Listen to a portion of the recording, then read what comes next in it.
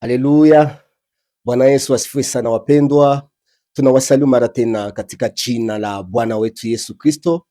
Pia tunawatakia kwamba neema ya Yesu Kristo iwe nanyi popote ambapo mnapotufuata kwa saa na wakati kama huu. Ndio, kwa majina mimi ni mwinjilisti kwa Bene Delphin na hapa tuko kwenye huduma ya waabudu halisi. Ndio wapendwa, kwa siku ya leo tunamshukuru tena Mungu kwa kuwa pamoja kwa neno lake, na kwa siku ya leo tutakuwa tukizungumzia juu ya neno ambalo linalosema madhara ya kutokutimiza nadhiri ama ahadi. Madhara ama consequence ya kutokutimiza vitu ambavyo ulivyoviahidia. Bwana Yesu asifiwe sana.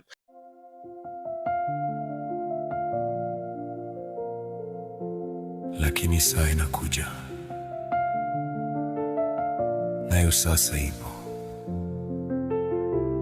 waabudu wa halisi watamwabudu Baba katika roho na kweli.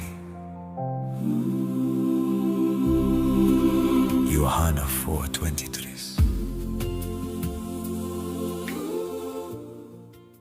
Na bila kukawia tutaenda kusoma maandiko matakatifu katika kitabu cha Mhubiri sura yake ya 5 na mstari wake wa 5. Tutasoma tena katika kitabu cha Matendo ya Mitume sura yake ya 5 mpaka 5. Acha tuanze na kitabu cha Mhubiri sura yake ya 5 na mstari wa 5. Maandiko matakatifu inasema hivi, tunasoma kwa jina la Bwana wetu Yesu Kristo.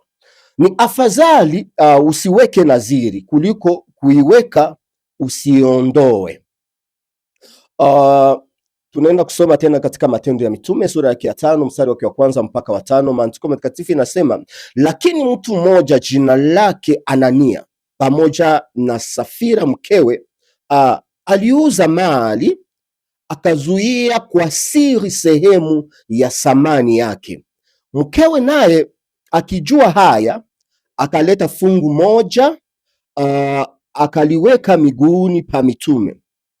Petro akasema, Anania, kwa nini shetani amekujaza moyo wako kumwambia uongo Roho Mtakatifu na kuzuia kwa siri sehemu ya thamani ya kiwanja? Kilipokuwa kwako hakikukuwa mali yako, na kilipokuwa kimekwisha kuuzwa thamani yake haikukuwa katika uwezo wako?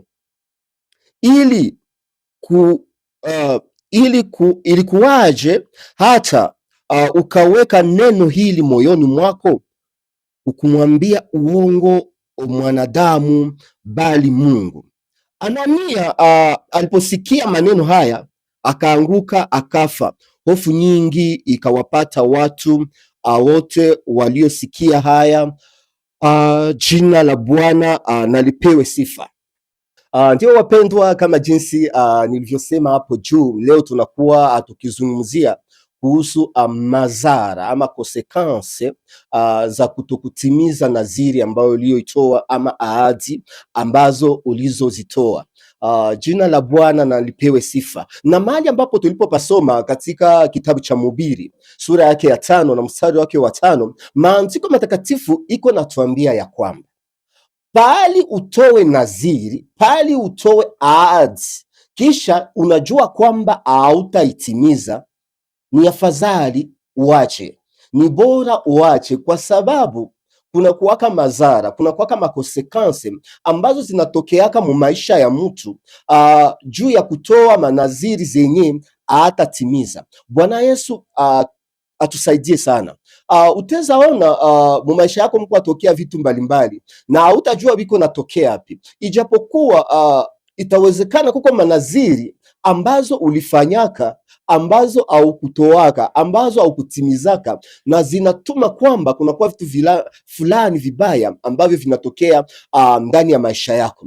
Tutenda kuelewa somo yetu polepole na jinsi Roho Bwana ataendelea iko na tuongoza.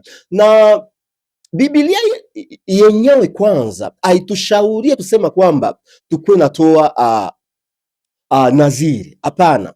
Tutaweza chukua mfano wa Yefta. Yefta siku moja akasemaka ya kwamba Mungu ukinisaidia ninashinda hii vita ambayo ninaenda kufanya, nikirudi kwangu mtu wa kwanza ambaye atakayenipokea nitamtoa kwako, atakuwa kama sacrifice kwako. Na saa Yefta alirudiaka, ninaweza sema kwa bahati mbaya, binti wake wa kwanza, binti wake wa pekee njoo akakuya kumpokea. Unaona kwamba Mungu akumlombaka atoe hiyo naziri, lakini kwa sababu ya kutoatoa manaziri ambazo zitaweza kutokea hata kukuletea matatizo, ukaona binti yake ndio akakuja wa kwanza na akakuwa oblige kumtoa juu ni naziri ambayo alikuwaka amekwishatoa. Bwana atusaidie sana. Ndugu mpenzi, acha tuendelee na somo yetu sasa, twende kuona jinsi kutoa naziri yenye hautatimiza kwa jinsi inaletaka matatizo. Pale mahali ambapo tulipopasoma katika kitabu cha Matendo ya Mitume sura yake ya 5 mstari wake wa kwanza, tulisoma mpaka mstari wake wa 5 hapo. Hizo ni habari za Anania na Safira. Hizi habari zilitokeaka katika kanisa la kwanza, kanisa la mitume. Kulikuwaka uamsho fulani katika vipindi hivyo, na maandiko matakatifu inasema ya kwamba watu walikuwaka naujisha vitu vyao, wanaleta mbele ya miguu ya mitume, wanaletea mitume ili kazi ya Bwana iendelee mbele, na ili pia walikuwa wameamini katika siku hizo maisha yao nao iwe mzuri. Maandiko matakatifu inasema ya kwamba katika kipindi hicho akukukuwaka muhitaji katikati yao. Bwana Yesu asifiwe sana. Na watu wakakuwa naujisha vitu vyao, wanaujisha viwanja vyao, wanaleta kwa miguu ya mitume. Bwana Yesu asifiwe sana. Kisha Anania na Safira nao wakasema hivi tuko naona wengine nao wiko na ujisha vitu vyao, wanaleta mbele ya mitume, nao wakasikilizana na mke wake. Anania na Safira nao kama jinsi mke na mume wakatia naziri ndani ya moyo wao, wakasikilizana, wakasema acha na sisi tuujishe kiwanja yetu, kisha tulete hiyo mali mbele ya mitume ili ifanye kazi ya Bwana. Bwana Yesu asifiwe sana. Na wakaenda wakaujisha kiwanja yao, lakini kisha kuiujisha wakasema hapana, hii pesa yote hatutaibeba kumiguli ya mitume. Acha tuchukue na kipande, tuchukue mwatie tuiweke, na wengine njo tubebe, tuseme ya kwamba injo tuliujisha hiyo kiwanja. Na wakaenda. Anania akakuwa wa kwanza, akaenda akafika mbele ya mitume, akasema hizi njo pesa ambazo nimeujisha kiwanja. Bwana Yesu atusaidie sana. Na Petro akamwambia Anania, kwa nini umedanganya Roho wa Mungu? Hivi vitu si vilikuwa vyako? Hii kiwanja ilikuwa yako kabla haujaiuzisha, ilikuwa yako, na sasa umeuzisha, ilikuwa yako. Kwa nini kukia kusidanganya sema njoo pesa ambayo umeuzisha hii, ijapokuwa kuna kwa nyingine sehemu ambayo uliweka? Kwa sababu Anania na mke wake Safira walikuwa wamekishatia naziri ndani ya mioyo yao, useme ya kwamba tutauzisha yote na tutaleta hiyo pesa mbele ya mitume ili ifanye kazi ya Mungu. Bwana Yesu atusaidie sana. Kwa hiyo hapo ikaonekana ya kwamba naziri ambao walikuwa wamekishatoa tayari wameiua, tayari hawaiondoe. Bwana Yesu atusaidie sana. Na kila siku unapotoa naziri kisha auweze kuiondoa, kila siku unapoaidia mtu kitu kisha hiyo kitu ukifanye, unakuwaka unaita pepo, naweza sema unaita hewa ya kifo ndani ya maisha yako, ndani ya vitu yako. Unakuwaka unaita hewa ambayo itakuja kuharibisha maisha yako. Bwana Yesu atusaidie sana.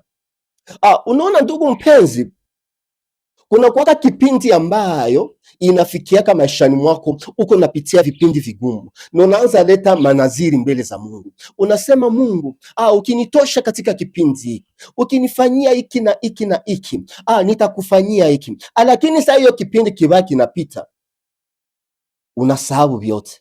Naziri zote ambazo ulitoshaka kwa ajili ya kazi ya Mungu, vyote unavisahau. vyote unaanza kuvineglige, na itawezekana kuko vipindi ambavyo kuko matokeo mabaya ambayo uko naishi leo, ni kwa sababu kunakuwa nadhiri ambazo ulitowaka mbele za Mungu na ukuzitimizaka, na leo uko muhali za kuomba akuvunja madhabahu za ukoo, ijapokuwa haiko ile ndio probleme. Probleme iko pale kwenye ulitowaka nadhiri na saa ulifika katika vipindi vizuri au kuitimizaka. Bwana Yesu atusaidie sana.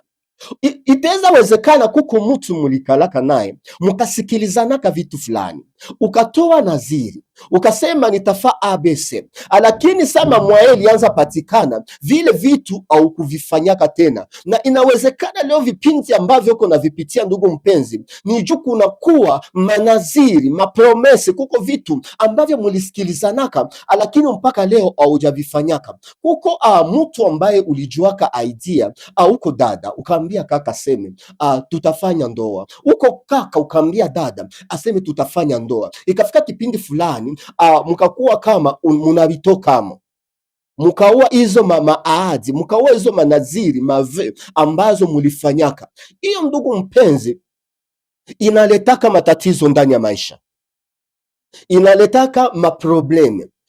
Itaweza wezekana leo kwenye uko mkazi yako, vitu ambavyo uko navipitia, hizo shida ambazo uko nazipitia ni kwa sababu kuko vitu ambavyo uliwaka katika manaziri yako.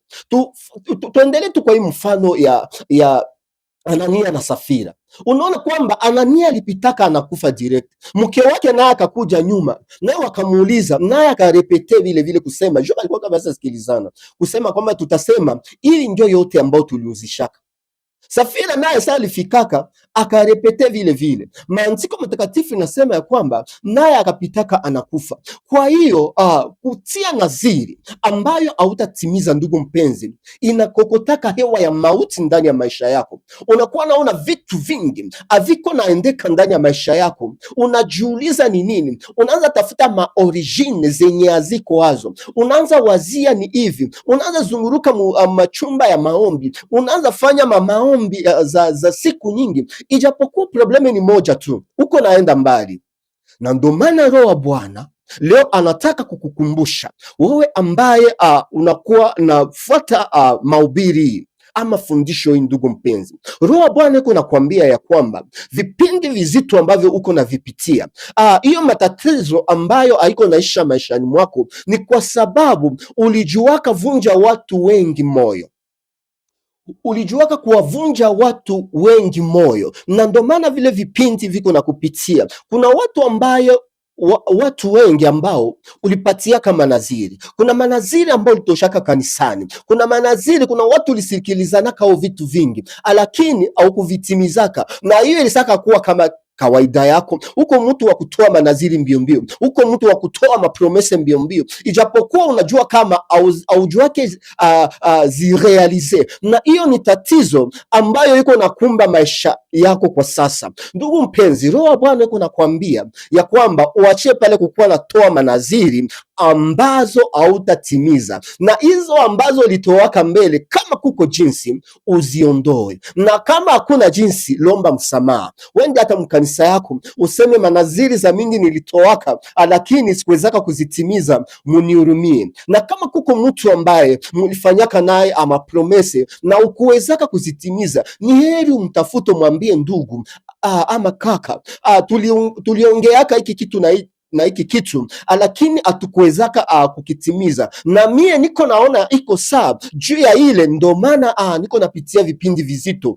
Sasa acha tutengeneze, acha tuhurumiane, jinsi usakwa mubi mwana mimi sakwa mubi wengine, tuendeleshe maisha katikati yetu, kusikwe uadui. Bwana Yesu asifue sana. Hiyo ndio Roho wa Bwana iko nakwambia, ndugu mpenzi, kutoa naziri, kuprometre kitu yenye hautatimiza inaletaka hewa ya mauti. Bwana Yesu atusaidie sana.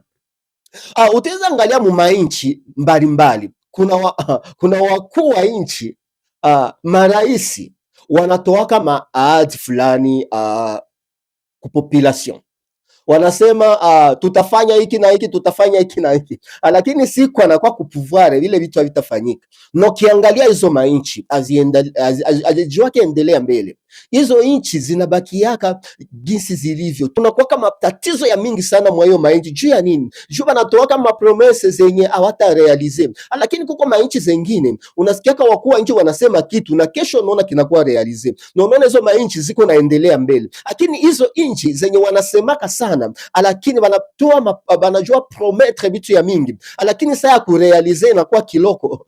Ma esprit ya detournement inakuwa mingi, na ile inakuwa inaita hiyo esprit ya mauti, inaua vitu vingi vinaharibika. Hata wewe mwenyewe ukijipangia, unasema nikipata pesa, unapanga wewe mwenyewe, unajiahidi kitu fulani, unasema nikipata pesa nitafanya ABC. Kisha sio unapata hiyo pesa, unakuwa na hiyo uwezo, hautafanya tena vile vitu. Uangalie tu wewe peke gisi vitu vinaendeka. Unakiaona masiku iko nenda maisha yako, lakini kuko vitu hauko nafikia. Ni juu ya nini? Kuko maprogramme zenye unajua sema, lakini hautazirealize. Kuna kwa deja esprit na kwa pale karibu inafaka. Ukishasema kitu inaangalia, lakini sasa ukirealize inakuwa inaua tena vitu sana ndani ya maisha yako. Kwa hiyo ndugu mpenzi,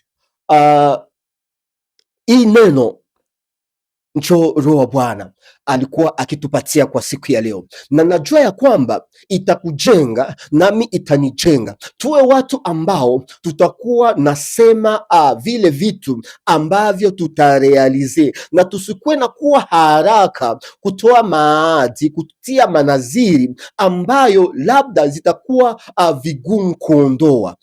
Basi wapendwa, kwa neno fupi hili, Bwana atubariki katika jina la Yesu Kristo. Amen.